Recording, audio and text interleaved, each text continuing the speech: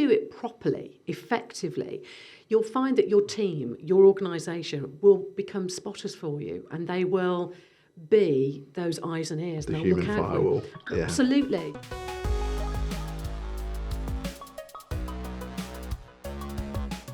Hello, I'm Don Weatherall, your host at the F5 podcast, brought to you by Intercity. Today, I've got the privilege of being joined by Vanessa Eyles, who is the Detective Superintendent in West Midlands Police and also the Director of Cyber Resilience Centre for the West Midlands. Welcome to the podcast, Vanessa. Hello. How are you? I'm very well, thank you. Good to be here. Yeah, thank you very much for joining. I'd like to just kick off and love to hear about your experience, how you've got into this role and this career. So my journey to here today has been a little bit different to many people within the cyber sector. So I joined West Midlands Police 30 years ago, and I went through the ranks. I've done a number of different roles. I have been the Senior Investigating Officer for attempt murders, shootings, kidnaps across the whole of Birmingham. And then I got promoted to Chief Inspector, so I was the DCI in charge of serious and complex child abuse, so that's paedophile rings and suspicious child deaths across the whole of the Black Country. And then I got promoted to Detective Superintendent. And the Chief Constable asked me to run the Cyber Resilience Centre, which is a business, on behalf of policing. And it was a real aha moment. It was like a what? Because I'd never run a business before. Mm-hmm. However, the Chief was very aware of the fact that I've been passionate about crime prevention for over 2 decades. And so he saw that a number of my skills absolutely suited this. And so 2.5 years ago, I entered the cyber world for real, but very much with the angle of preventing cyber crimes for businesses as opposed to trying to put the pieces back afterwards. Is it something that you were exposed to during your police career, cybercrime and fraud in general? So it's interesting actually, because when I was an inspector in charge of neighbourhood policing for the Northfield constituency, I actually volunteered to be the cyber lead, but that was more for general members of the public, so passwords and make sure you've got antivirus software, that sort of stuff. Public Wi-Fi hotspots. Yeah, just the real basics, but not in relation to business crime. That was just general because I was a community policing inspector. So I saw the potential then. And so when I came into this walk of life, this sector, actually I was very aware of the risks that people and particularly businesses were faced with. Mm-hmm. With cybercrime being so prevalent and rife across all sectors, industries, sizes, regardless, what do you think are the massive trends in 2024 that people should be aware of? Yeah, so at the moment, what we're seeing is that if you put fraud and cybercrime together, it counts for 39% of total crime across the nation. So it's really prevalent, and we've got to get on top of it because some of these fraudsters, these cyber attackers, are making a lot of money, and we are losing a lot of money. So patterns for 2024, sadly, I think that the number of cyber attacks will increase. Particularly phishing emails, because cyber attackers, they used to be able to send out, maybe 100 emails in a day, whereas now with AI, they can send out 10,000 in a day. So we've got to be really aware of that. AI is helping the cyber attackers, and so we need to make sure that we get our basics right. And maybe that we start to use AI to defend ourselves. But that's a whole specialism in itself. It is. Just on that, though, so how are they really enabling the scale-up of their attacks through AI? Yeah, so there's a couple of things. So first of all, the AI skills are helping cyber attackers to make their phishing emails far more convincing, far more plausible. So they're able to get the branding right, if they're pretending to be the post office or whatever. They're able to get their grammar and their spelling correct. And they're able to sort of link in different links or different websites or whatever to facilitate these attacks.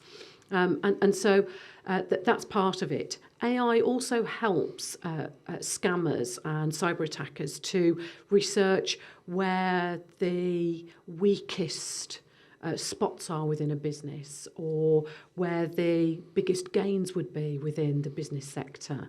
And so it will identify, actually, that's the lowest risk and the biggest gain, so let's target there. And AI is learning from its own mistakes. So it makes a mistake, comes back, learns, and then goes back again.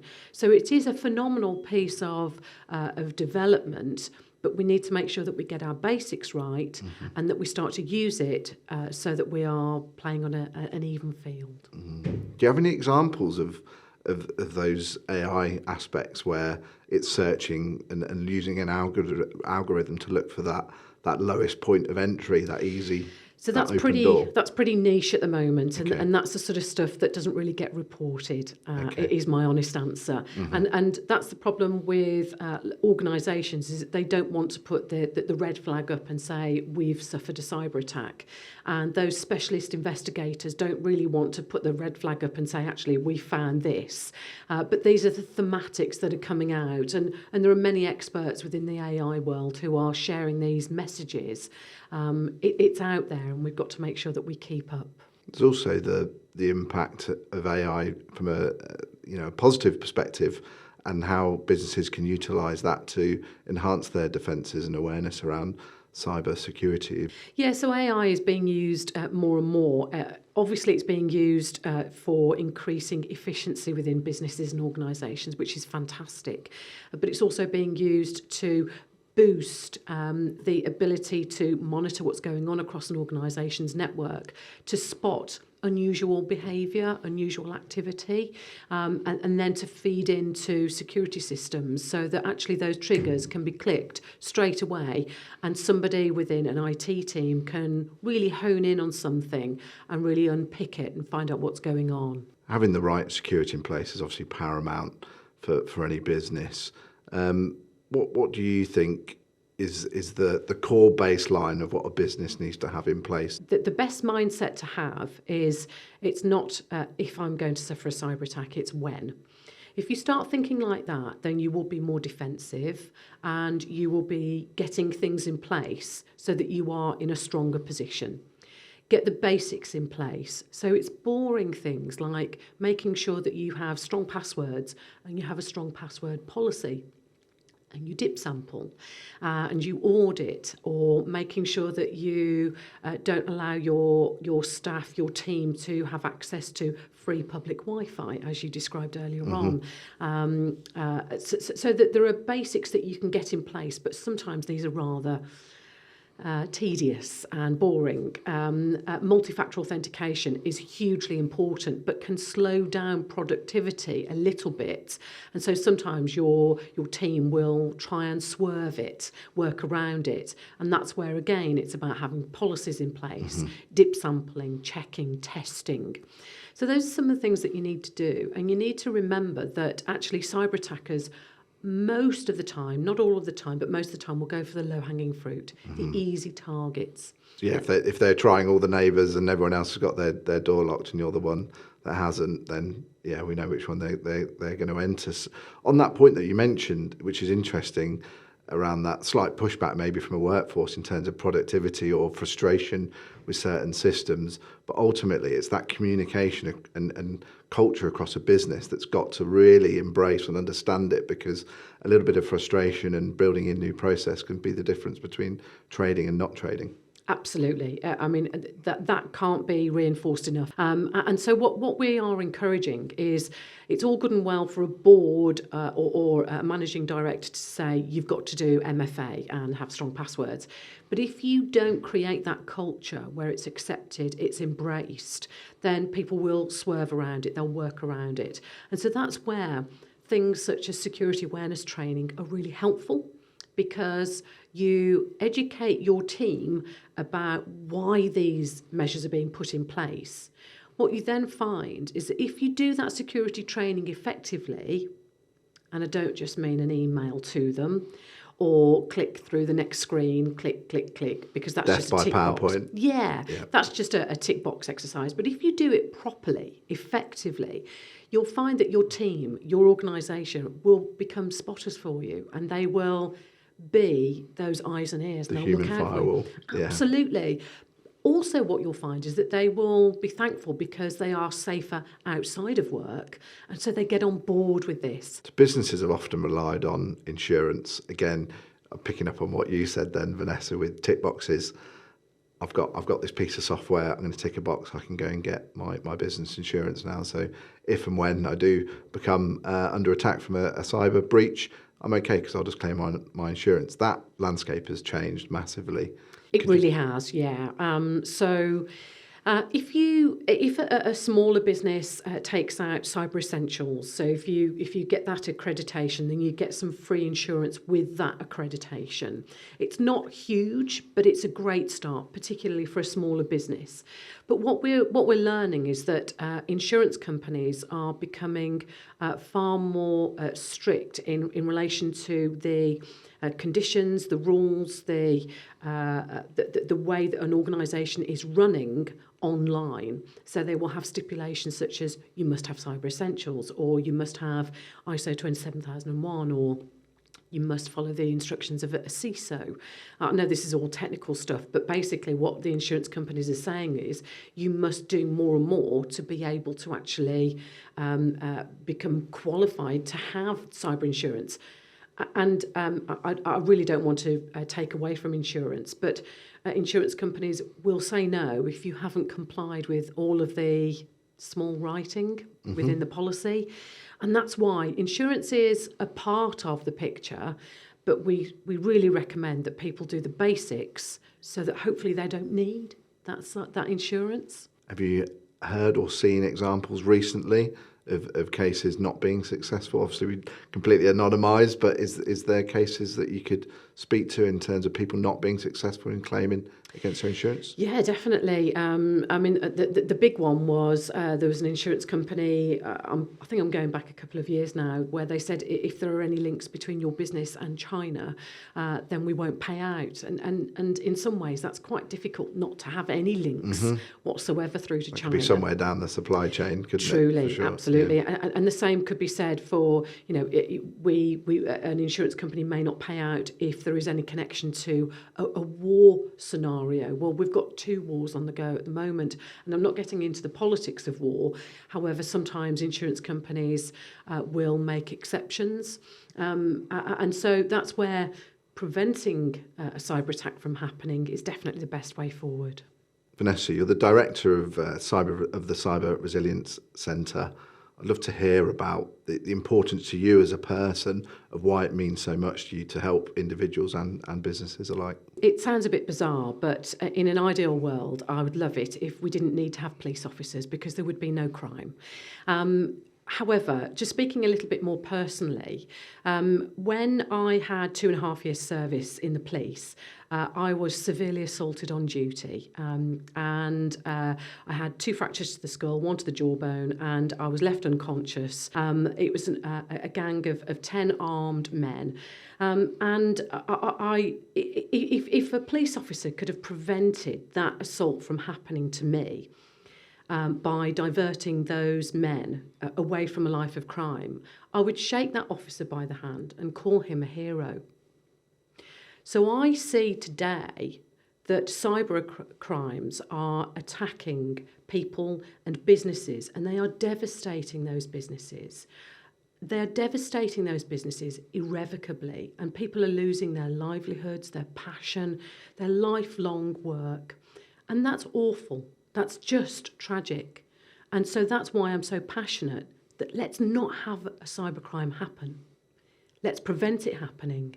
Let's stay cyber resilient. Could you tell me a little bit more about the Resilience Centre? Yes, so we are called the Cyber Resilience Centre because in some ways you can't be 100% cyber secure if you are working online. However, what we want is we want businesses to be safer online, and we want to give them some basics so that they become cyber safer. And I describe it, it's a little bit cheesy, but I describe it a little bit like the NHS health campaign, Couch to 5K. And you can see where I'm going with this, can't you? What I try to do is take businesses from the couch and get them to 5K in relation to their cyber security. Yep. And when they get to 5k, metaphorically speaking, if they say to me, oh, Vanessa, which company should I go with in the long term so that I stay cyber safe, I will rub my hands together in glee and think my work here is done.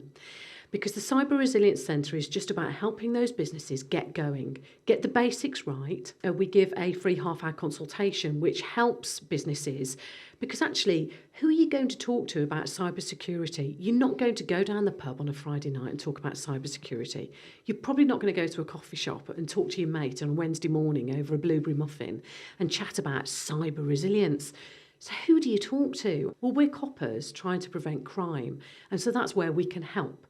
When those businesses get to 5k and they say, Vanessa, who should I spend my money with? I'm not allowed to recommend businesses such as Intercity because we're coppers. However, I do say to people, have a look at who we work alongside and you can make that choice. Thanks, Vanessa. Appreciate that. We've also worked together previously because you helped us and supported us with our cyber assessment framework event that we ran at Edgbaston Cricket Stadium last year. And you brought a lot of those insights with you, and I know our audience were extremely enlightened and found it really insightful. You mentioned earlier it's not an if, it's a when. Talk to us a little bit about who's at risk. Yeah, so first of all, the event at the cricket ground was fantastic. I thought Intercity really did a great job there. It was good fun as well. So who's at risk? So one of the worst things for businesses is if you're at risk and you don't know you're at risk. And a lot of businesses convince themselves that they're too small to be at risk. So what we say is that every person who is online and every business who's got anything connected to online activity is at risk. And as I mentioned earlier on, cyber attackers are looking for the low-hanging fruit most of the time because they're easy. So even if you are a micro or a sole trader business, you're still at risk from a cyber attack. A lot of businesses also think that because they haven't got very much cash in the bank, which is understandable, they think that they are not at risk of a cyber attack. And sadly, that's not true because data is the new gold and it's really valuable. Now, who's also at risk? Charities and people who've got information, particularly information in relation to vulnerable members of the public or sensitive information. So if you imagine, if you've got information about children and a cyber attacker gets information about those children, names, dates of birth, home address, they've got that information and it's out there for sale on the dark web for 70 years potentially. If it's about vulnerable children, then those children could be pursued by cyber attackers for 70 years. And that's where we've got to get the basics right. That's why Cyber Essentials, that's why Cyber Resilience Centre work is so important, because this is affecting people's lives, livelihoods, and their safety. Have you got any examples you could talk to? So we had a cyber attack that took place on a school teacher. They hacked into her laptop, and as a result, they were able to send out lots of emails from her email address out. Now, we managed to catch it quite quickly and we reported it to the school, and as a result they shut down her laptop and managed to not quite nip it in the bud but stop too much information from getting out. But the benefit in that scenario is that she didn't have very much in the way of children's data on her laptop. If she had, then those cyber attackers would have had access to that information. And what can then happen is they sell it on the dark web to somebody else who wants to use it either for fraudulent purposes or to blackmail maybe the parents or the school or the child when that child gets older. So there's lots of different scenarios, and the dark web is where this information, this data will be sold and bought. Vanessa, we previously mentioned the importance of a security-led culture within a business and how that's communicated. Where do you think the responsibility lies?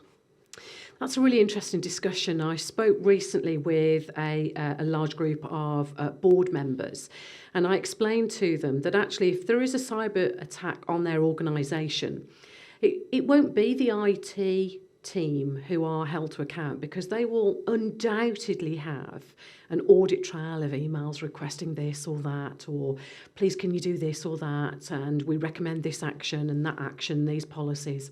So they'll be watertight.